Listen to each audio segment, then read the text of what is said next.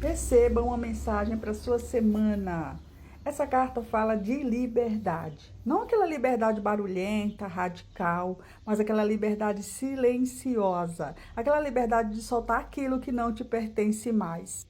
Essa carta representa a parte de você que estava presa em expectativas, culpas, padrões antigos, histórias que você não quer mais carregar. Agora essa tampa abre, você está abrindo espaço para ser quem você realmente é, o seu verdadeiro eu.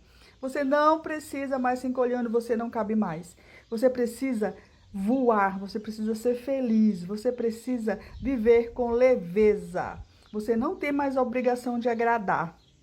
A borboleta, ela te dá asas. E ela simplesmente está falando que o seu momento chegou.